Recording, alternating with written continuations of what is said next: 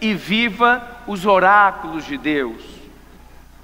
O que são os oráculos de Deus, irmãos? Os oráculos de Deus são as leis do Senhor, a sua palavra, a sua ordem, a sua direção. Aonde temos as leis do Senhor? Nós temos as leis do Senhor em primeiríssimo lugar, na sua palavra. E Ele é o Verbo, se fez carne, habitou entre nós, cheio de graça, e vimos a sua glória como a glória do unigênito do Pai. Então, os oráculos de Deus é um terceiro valor muito importante. O número 10 também é um número muito importante na Bíblia, não sei se você sabe, mas existe um estudo chamado numerologia bíblica. A numerologia bíblica, ela trata das informações, trata dos significados de alguns números na Bíblia. Existem alguns números na Bíblia que eles têm um forte significado, um significado claro e objetivo, como por exemplo o 40. Várias vezes você vai ver o 40 na Bíblia. Por exemplo, Saul, Davi e Salomão, os 3 primeiros reis de Israel, esses 3 primeiros reis, cada um deles reinou 40 anos. Moisés passou 40 anos com mais de 1 milhão de hebreus no deserto. 40 dias choveu sobre a terra, trazendo juízo, direção e um novo tempo na terra nos tempos de Noé. Então 40 é um número importante. O número 1 é um número importante, o número 3 é um número importante, o número 7. 1, 3 e 7 são 3 números ímpares, que são números considerados números perfeitos. O número 1 é um número de Deus, ele é o único. O número 3, unidade, triunidade, é comunicação perfeita de Deus. E o número 7, que fala dos 7 Espíritos de Deus, que também é um número poderoso.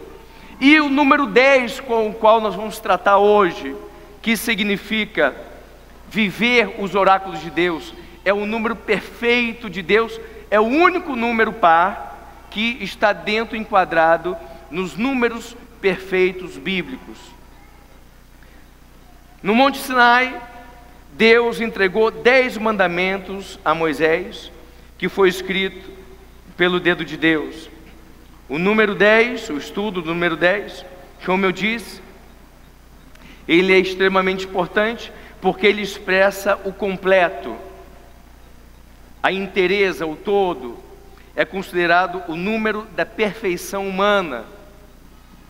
Está ligado a termos 10 dedos, a termos 10 dedos nas mãos, 10 dedos nos pés. E quando você quer dizer para alguém que está do seu lado, olha, aquela pessoa, ela é muito importante, você diz, poxa, aquela pessoa é 10.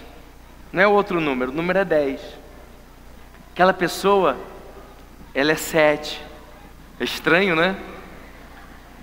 Aquela pessoa, ela é 9,5. Não é legal? Aquela pessoa é 10. Ou então você diz, aquela pessoa é um 0 à esquerda. Não é? Então, o número 10, o número da perfeição humana. No Antigo Testamento, algumas passagens sobre o 10.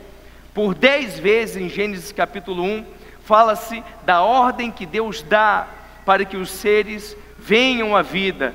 Afirma-se que Deus disse, haja luz, e Deus disse, venha, Deus foi dizendo, Deus disse, 10 vezes. 7 vezes está ligado à criação como todo, e 3 vezes está ligado à criação humana,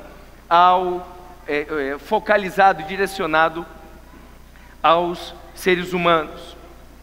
São os 10 mandamentos da lei de Deus, as 10 palavras que está em Êxodo 20 e Deuteronômio 5.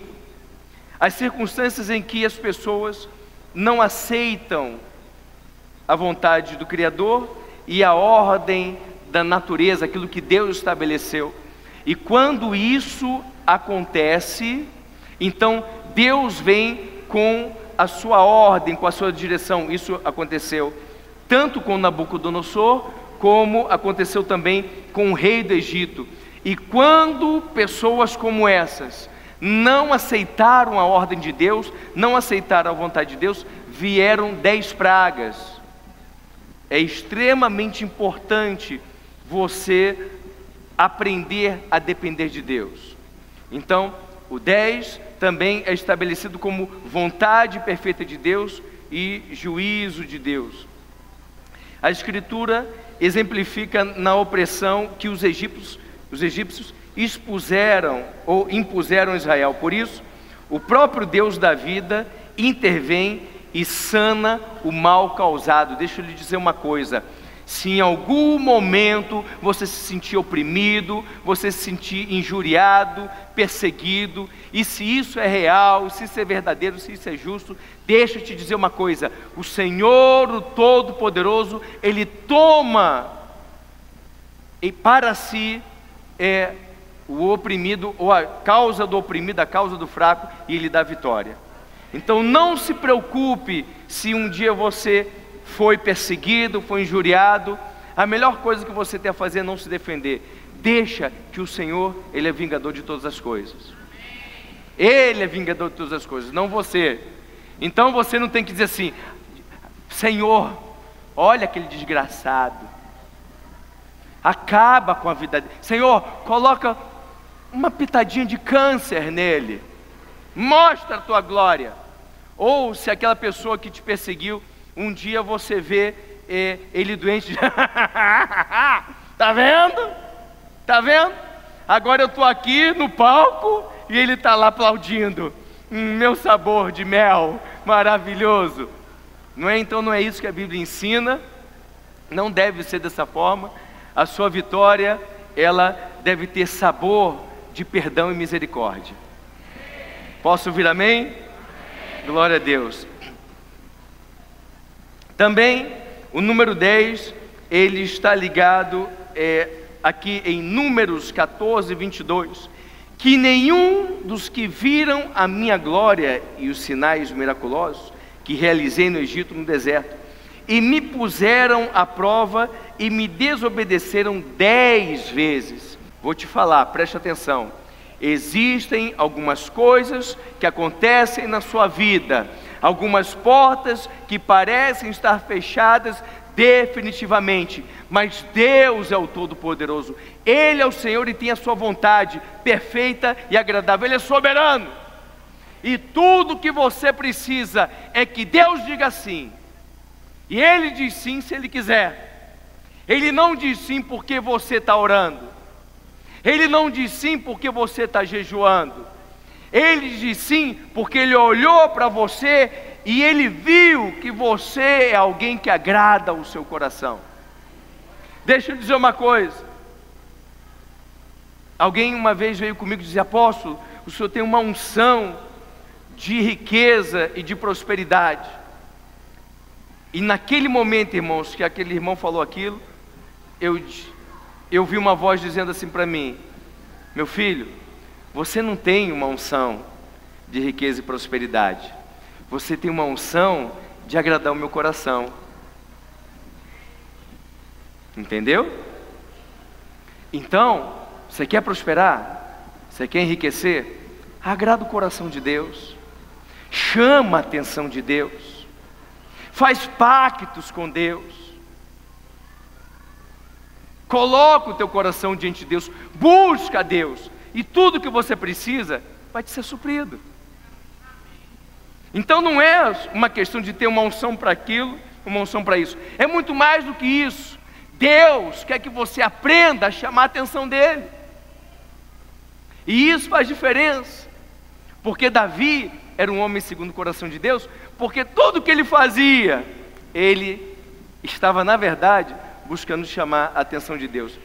Até quando ele vacilou, não deveria ter vacilado. Ninguém tem desculpa para vacilar, ninguém aqui tem desculpa para adulterar. Não tem como você chegar e dizer: não, eu adulterei por culpa da minha esposa, eu adulterei por culpa do meu esposo, eu traí, eu fiz isso, aquilo. Não existe desculpa, irmãos, para sua fraqueza. A única coisa que podemos fazer diante de uma fraqueza é reconhecer a nossa impotência, nos humilharmos diante de Deus e pedir misericórdia a Deus.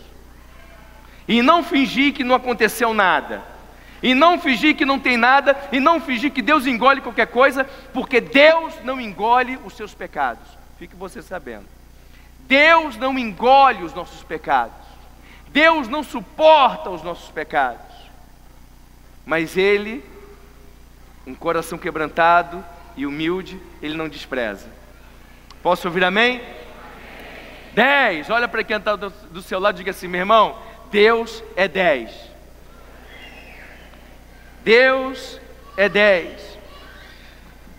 E aquele povo no deserto, mesmo vendo o mar vermelho se abrir, a Bíblia fala que eles passaram com os pés secos, ainda assim, vendo o maná, todo santo, glorioso dia, está ali para eles colherem, mesmo eles desobedecendo a Deus, Deus disse: colha o maná pela manhã, que no dia seguinte tem mais.